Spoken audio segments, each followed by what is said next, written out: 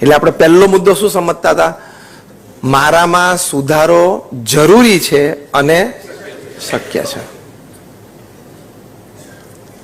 હવે સુધારાથી કેટલો ફેર પડે છે? એક બહુ સરસ પુસ્તક મેં કોરોના ટાઈમ્સમાં વાંચ્યું, એવરી મેન્સ મિશન. એક લેડી ઓથર છે, રેબેકા બિયર્ડ, એને લખ્યું છે. એ પોતે સાયકેટ્રિસ્ટ છે, એ પોતે એ લેડી સોશિયલ કાઉન્સેલિંગ કરે છે. એમણે પોતાના જ અનુભવ એક લખ્યો છે આ પુસ્તકમાં કે કોઈ 45-50 વર્ષની એક લેડી મારી પાસે કાઉન્સેલિંગમાં આવી. રેબેકા બિયર્ડ લખે છે કે after my talk, after the seminar, the lady from the audience, she approached me and she said કે I want to meet you personally. એટલે રેબેકા બિયર્ડે કીધું કાલે સવારે તમે 10 વાગે ઓફિસમાં આવો, અપોઇન્ટમેન્ટ આપી. એટલે બીજે 10 વાગે આ લેડી અમને મળવા માટે ગયા. આ લેડીએ રેબેકા બિયર્ડને કહ્યું કે મને છે ને ઘર કરતા ઓફિસમાં વધારે મજા આવે છે. એટલે અમને પૂછ્યું કેમ? એટલે બધી એમણે વાત કરી કે ઘરે મને મારું કન્સિડરેશન બરોબર નથી, હું ઘરમાં મેઇન બ્રેડ વિનર છું તો મને જોઈએ એવું રિસ્પેક્ટ નથી મળતું, મારો એટીટ્યુડ અમુક સચવાતો નથી, બધા મને બધાની સાથે જેવા જ ગણે છે, ઓફિસમાં હું સીઈઓ છું એટલે કમાન્ડિંગ પોઝિશનમાં છું, હું કહું એ થાય, મને લોકો રિસ્પેક્ટ આપે, સામેથી ગુડ મોર્નિંગ કે. એટલે ઘર કરતા ઓફિસમાં વધારે મજા આવે છે. ઘણાને આવું હોય છે, એના જુદા જુદા કારણો હોય, પણ ઘર કરતા ઓફિસમાં વધારે મજા આવે. અને વાઇસે વર્ષા હોય છે, આપણે ઘરેથી સવારે 9 વાગે નીકળે એટલે પાછળ ઘરે બધા બહુ રાજી થાય, ખાઈ 6 વાગ્યા સુધી ચિંતા નહીં આવે. 9 વાગે ઘરેથી નીકળે એટલે ઘરમાં બધા રાજી કે હવે સાંજે 6 વાગ્યા સુધી એક્ઝેક્ટ શબ્દ બોલો, શાંતિ. પછી એ તો સારો શબ્દ, તો શું કે 6 વાગ્યા સુધી માથાકૂટ, ખબર છે એક્ઝેક્ટ. હા, જસ્ટ અ લાઇટર મોમેન્ટ છે, આ તો આનંદ માટેની વાત છે. પછી રેબેકા બિયર્ડે બહુ એમની સાથે ડિટેલમાં ચર્ચા કરી અને પછી ખબર પડી કે આ વ્યક્તિને ઘરના ફેમિલી મેમ્બર્સ પાસેથી અપેક્ષા ઘણી બધી છે કે હું મેઇન બ્રેડ વિનર છું તો ઘરમાં હું જઉં ત્યારે મને રિસ્પેક્ટફુલી બધાએ સ્માઇલ આપવી જોઈએ, હું ઓપિનિયન આપું એ કન્સિડર કરવું જોઈએ. ફોર એક્ઝામ્પલ કે સમરમાં આપણે ક્યાં જવું છે ટૂરમાં, તો હું જે સજેસ્ટ કરું સ્થાન એ બધાએ સ્વીકારવું જોઈએ. આવી અંદર અંદર ઈચ્છા રહે છે. બહુ જ સરસ સલાહ એમણે આપી. પુસ્તકનું નામ જ સરસ છે, એવરી મેન્સ મિશન. બધાનું આ મિશન તો છે જ. શું એમને સલાહ આપી કે પહેલા તમે ભૂલી જાઓ કે you are the principal happiness giver in the house. તમે પ્રિન્સિપલ બ્રેડ વિનર છો પણ પ્રિન્સિપલ હેપીનેસ ગિવર નથી. કેમ? તમારા ઘરમાં એક નાનું 1.5 વર્ષનું નાનું બાળક, એની ઇનોસન્ટ સ્માઇલમાં પણ ઘરમાં હેપીનેસ ફેલાવવાની તમારા પૈસા જેટલી જ તાકાત છે. એટલે you may be a principal bread winner of your house, you are not the principal happiness maker of your house. એટલે તમારો ઈગો ઓછો થઈ જાય. ખ્યાલ આવે વોટ આઈ એમ ટોકિંગ? આ વાત કરીને એમને કહ્યું કે તમે અપેક્ષા મૂકી દો, તમે ફેમિલી એટલે કે તમારા ઘરની અંદર એન્ટર થાવ છો એટલે બધા ઇક્વલ છે. 1.5 વર્ષનું બાળક, તમે 45 વર્ષના મુખ્ય કમાતી વ્યક્તિ અને તમારા 70, 80, 90 વર્ષના વૃદ્ધ માતા કે પિતા, ત્રણેય સરખા છો. કે ઘરમાં હેપીનેસ માટે ત્રણેયનો રોલ સરખો છે. એટલે આ લેડીને એમ થયું કે ઇટ્સ રાઈટ. એટલે આ લેડી જે કાઉન્સેલિંગ માટે ગયા તેણે પોતાનો એટીટ્યુડ ચેન્જ કર્યો. She tried to adjust herself more in the family. After 6 months, she came back to the author and said, "This is a perfect advice. Now I love my family and home more than my office." તો change ક્યાં કરવાનો આવ્યો? પોતાનામાં change. એટલે આજે રાત્રે આજે lesson આપું છું, અમે રજા જ છે આજે, બીજું કંઈ કામ છે નહીં. અને આપણે અત્યારે ક્લાસ ચાલે છે એટલે હું અત્યારે ટીચિંગના રોલમાં છું, તમે સ્ટુડન્ટના રોલમાં છો, એટલે હું એક તો હોમવર્ક આપું છું તમને. આજે રાત્રે before you go to bed, sit down quietly with a piece of paper and pen and at least write one positive change that you need to make in yourself so that you better fit your ecosystem. એક change બધાએ લખીને સુવાનું, મારામાં આટલો ફેરફાર મારે કરવાનો છે, ટૂંકમાં મારામાં આટલું ઘટે છે ઉમેરવાનું છે. એ લખતા લખતા તમને બહુ તકલીફ પડશે, ધ્યાન રાખજો, બહુ જ તકલીફ પડશે. કારણ કે તરત સૂઝવા મળશે મારે શું ફેરફાર કરવાનો, હું તો ઓકે જ છું. એટલે આપણે અહીંયા થિંક ડિફરન્ટની વાત કરીએ છીએ. એટલે ધેટ ઇઝ થિંક ડિફરન્ટ. અને when you think different you become a different person. જો આ lady she became a different person. She started enjoying her family, became a different person. બોલિવૂડના એક બહુ જ સારા ડિરેક્ટર છે અરવિંદ બબ્બલ. ઘણી બધી સિરિયલ્સ અને ઓટીટી પ્લેટફોર્મ્સ ઉપર એ ઘણું બધું એમનું આવે છે. ફિલ્મ્સ પણ ડાયરેક્ટ કરી છે. 2016માં અમારા બીએપીએસના સંતો એમને મળ્યા અને અમારે એક વ્યસન મુક્તિ ઉપર ફિલ્મ બનાવી હતી. 2016માં સુરતમાં પ્રમુખ સ્વામી મહારાજનો 10 દિવસનો જન્મજયંતિ મહોત્સવ હતો.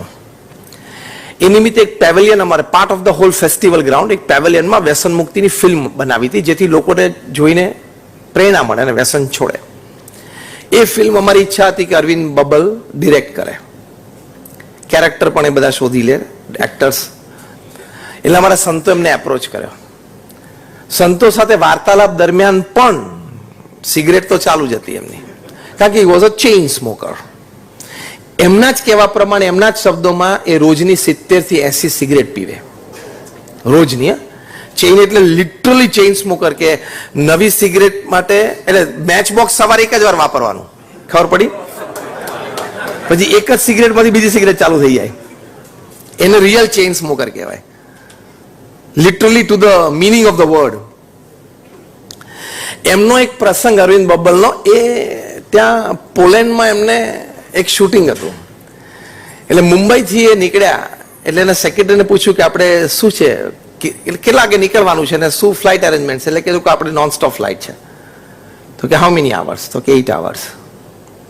તો કે 8 કલાકની મૂરખ છું, ગાંડો છું એમ કરીને ગુસ્સે થઈ ગયા સેક્રેટરી ઉપર. બધી ટિકિટો કેન્સલ કરી નાખ. હવે એનું ને એના ક્રૂની બધી. દર 2-2.5 કલાકે એરપોર્ટ આવવું જ જોઈએ. સ્મોકિંગ રૂમ તો જ મળે ને. હવે 2 કલાક એના સિગરેટ વગર રહેવું એટલે મગજ એનું ગાંડું થઈ જાય. એટલે બધી હોપ કરાવડાઈ, મુંબઈ ટુ કરાચી, કરાચી ટુ કાબુલ, આગળ ત્યાંથી મોસ્કો, મોસ્કોથી લેનિનગ્રેડ, લેનિનગ્રેડથી ત્યાં પોલેન્ડ, વોર્સો, બધી ચેન્જ કરાવડાઈ. એટલે 3 કે 4 જમ્પે ત્યાં પહોંચ્યા. એ ચેન્જ કરીને બધી ટિકિટ્સ, ત્યારે એને કમ્ફર્ટ આવ્યું. ખાલી એક જ કાર્યક્રમ માટે, શું, નીચે જઈને સ્મોકિંગ રૂમમાં જઈને સિગરેટ પીવાની. વળતા ટિકિટ્સ ચેન્જ કરવાનો પ્રયત્ન કર્યો પણ બધું ફૂલ જતું હતું, એટલે શક્ય જ નહોતું કે એને મળે. એક જ બ્રેક મળતો હતો, હોપ મળતું હતું, એ વોર્સો એટલે પોલેન્ડથી મોસ્કો અને મોસ્કોથી સીધા બોમ્બે. એટલે મોસ્કો એરપોર્ટ ઉપર ઉતર્યા. હવે મોસ્કોમાં 3-4 એરપોર્ટ છે, એટલે એક એરપોર્ટ એવું હતું કે ત્યાં ખબર નહીં શું વ્યવસ્થા, પણ એને સ્મોકિંગ રૂમ ન મળી. એટલે એને સેક્રેટરીને પૂછ્યું કે તું નેટ ઉપર ચેક કર કે આ એરપોર્ટ ઉપર આપણે સિગરેટ પીએ તો ફાઇન કેટલી થાય. એટલે એને રૂબલ્સમાં ચેક કર્યું, એટલે ખબર પડી કે લગભગ 1.25 લાખ જેટલી થાય. લાવ સિગરેટ, બિંદાસ પી લીધી. સીસીટીવી કેમેરામાં આવી ગયા, એટલે ઓફિશિયલ્સ આવી, યુ કાન્ટ સ્મોક હિયર. તો કે ફાઇન આપી દે. સિગરેટ પૂરી કરી લીધી. આવા માણસ, એની પાસે અમારે વ્યસન મુક્તિની ફિલ્મ બનાવવાની.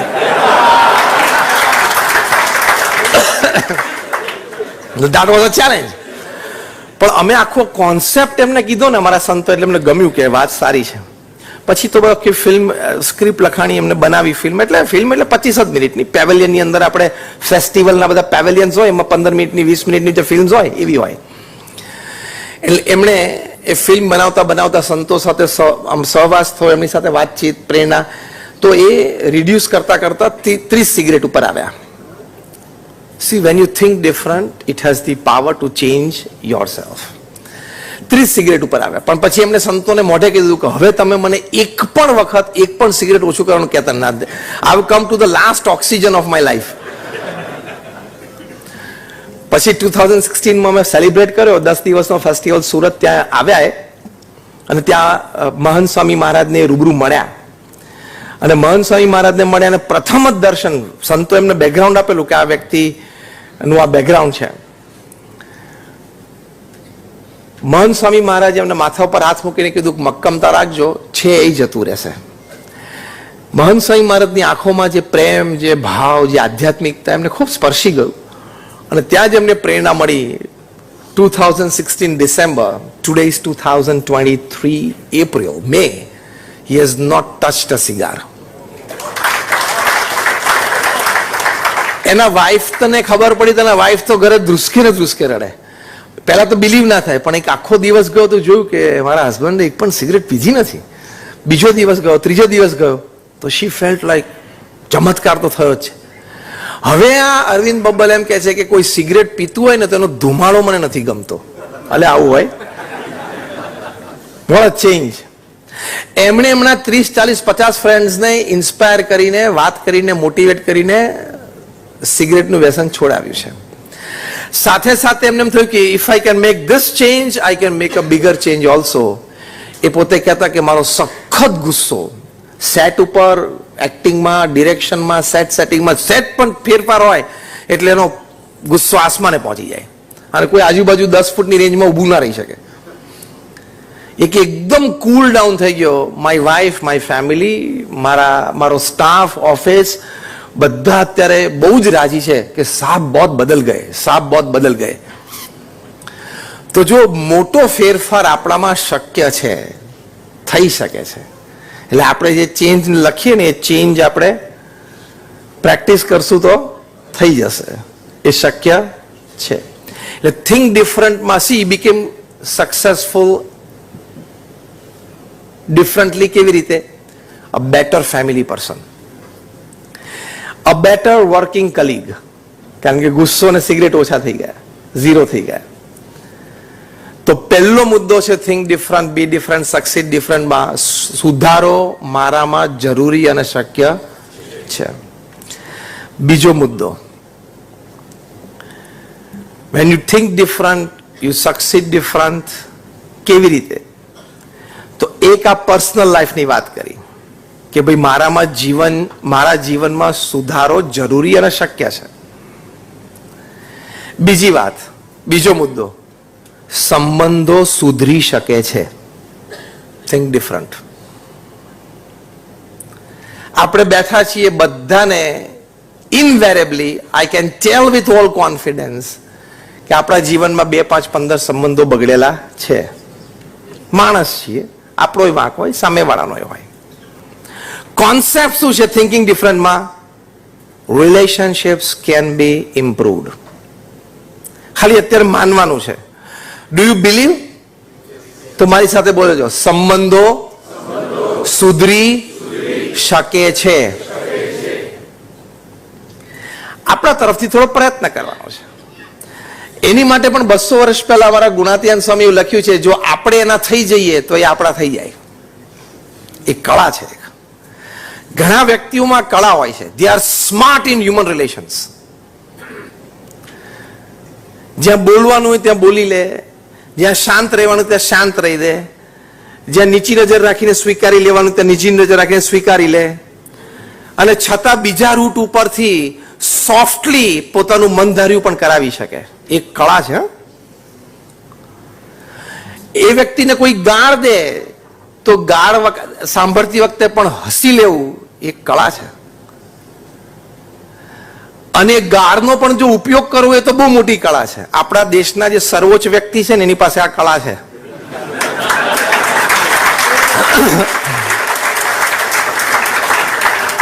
એમને કોઈ ગાળ દે, he has a knack of turning that into a huge vote bank.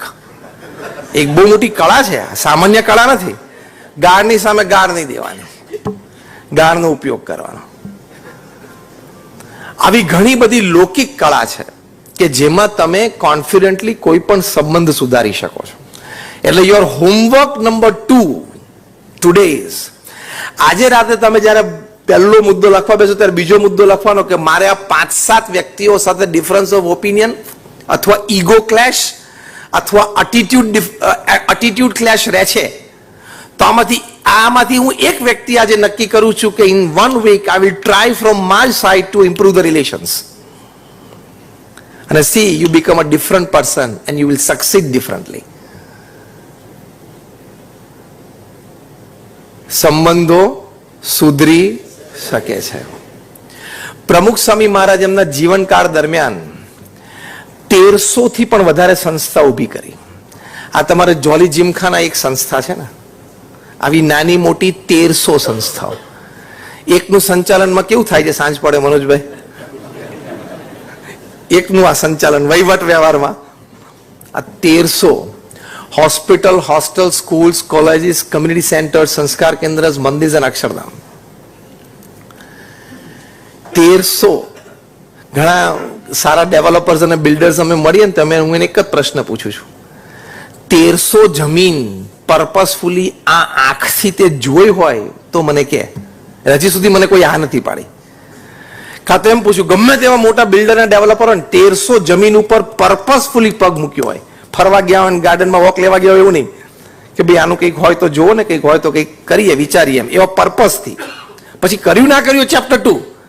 પર્પસફુલી એ જમીન ઉપર આમ પગ મૂક્યો હોય 1300 જમીન ઉપર, એ આંગળી ઊંચી કરો. ત્યારે કોઈ આંગળી ઊંચી ના કરે. પ્રમુખ સ્વામી મહારાજે 1300 જમીન ઉપર 1300 પ્રોજેક્ટ પૂરા કર્યા, અને એ પણ નોન રેસિડેન્શિયલ, નોન કમર્શિયલ. બાંધીને વેચવાના નહોતા, બાંધીને વેચવાના નહોતા, non residential, non commercial project. એટલે ગિનીસ બુક ઓફ વર્લ્ડ રેકોર્ડ્સે લખ્યું છે કે Pramukh Swami Maharaj is the master builder of the 20th century. એટલે તમે બિલ્ડર કહેવાઓ ને, માસ્ટર બિલ્ડર. આ હું બેકગ્રાઉન્ડ એટલા માટે આપું છું, સમજજો. આ બેકગ્રાઉન્ડ હું એટલા માટે આપું છું કે 1300 પ્રોજેક્ટ કર્યા હોય એટલે કેટલી વ્યક્તિઓ સાથે વહીવટ વ્યવહાર કર્યો હોય, કેટલી વ્યક્તિઓ સાથે મિટિંગો કરી હોય. પ્રમુખ સ્વામી મહારાજ એમના જીવનમાં 100 કરતા વધારે આર્કિટેક્ટ સાથે પ્લાન ડિસ્કસ કરેલા છે. 100 કરતા વધારે આર્કિટેક્ટ, 100 કરતા વધારે કોન્ટ્રાક્ટર સાથે બેસીને ડિસ્કસ કરેલું છે. એ વ્યક્તિનો અનુભવ કેટલો. એ પ્રમુખ સ્વામી મહારાજને પૂછ્યું કે કયો વિચાર તમારા મનમાં હંમેશા રહે છે?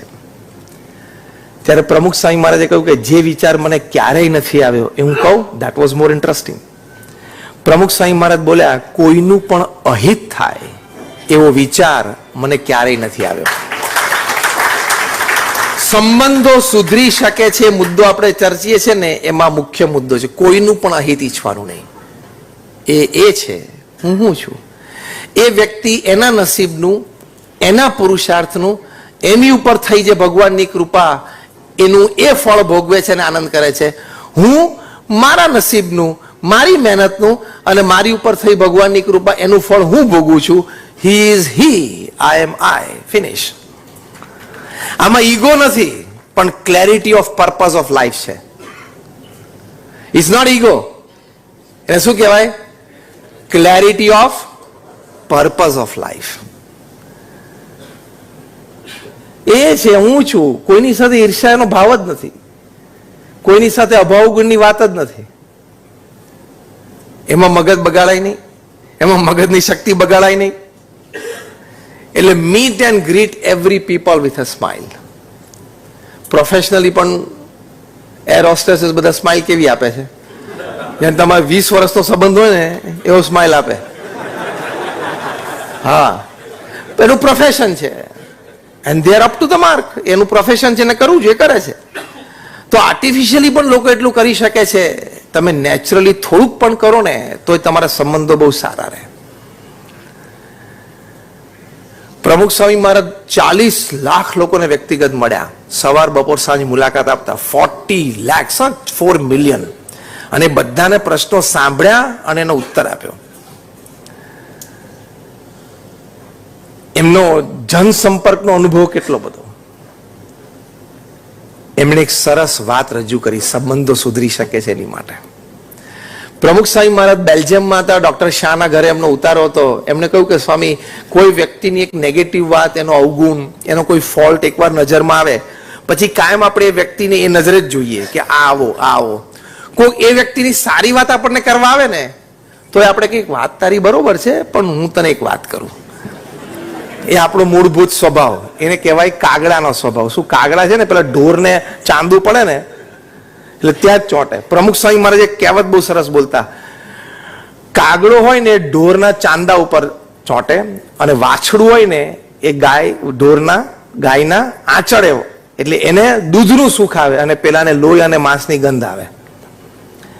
એમ આપણે સ્વભાવ છે ને એ વાછરડા જેવો રાખવો કે આપણે સાચી સારી વાત હોય ત્યાં જવું.